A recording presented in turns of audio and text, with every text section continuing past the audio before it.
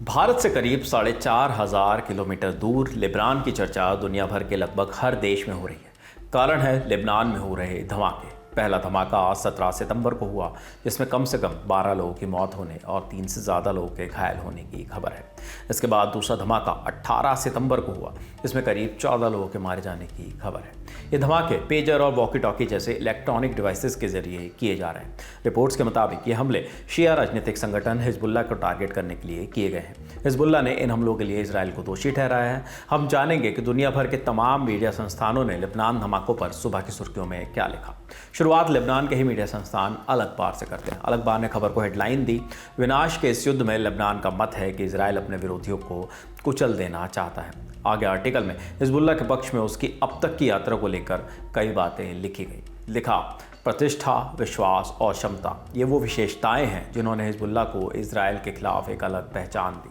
अल अखबार के ही एक और आर्टिकल में लिखा गया, पेजर को दूसरे उपकरणों की तुलना में ज़्यादा सुरक्षित माना जाता है, लेकिन दुश्मनों ने इसे भी अपना निशाना बना लिया। इस हमले का संदेश ये है कि टेक्नोलॉजी चाहे जितनी मजबूत हो जाए, वो दुश्मन के कंट्रोल में ही रहेगी।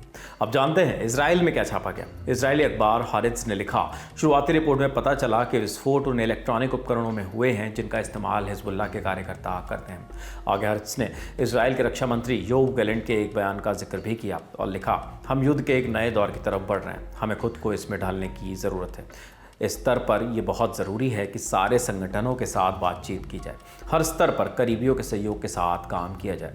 ब्रिटिश मीडिया संस्थान द गार्डियन ने लिखा कि इजराइल और हिजबुल्लाह लेबनान के एक बड़े हिस्से को कंट्रोल करते हैं। लेबनान में शीते युद्ध का एक कारण ये भी है कि देश इजराइल से सीमा साझा करता है। द गार्डियन में लिखा गया, इजरायली मीडिया में रिपोर्ट से पता चला है कि प्रधानमंत्री बेंजामिन नेतन्याहू और उनके सैन्य सलाहकारों ने इस हमले का प्लान किया होगा। वैसे तो इजराइल ने किसी भी हमले की जिम्मेदारी नहीं ली है, लेकिन माना जा रहा है कि वो उन हज़ारों पेजर्स में विस्फोट रखने में कामयाब रहा जिन्हें हिजबुल्लाह ने खरीदा था। इसी के साथ गार्डियन ने एक दूसरा आर्टिकल भी लिखा और उसमें कहा कि हमले की तैयारी कई दिनों पहले से चल रही होगी। बहुत चालाकी के साथ उपकरणों में विस्फोटक सामग्री को रखा गया होगा।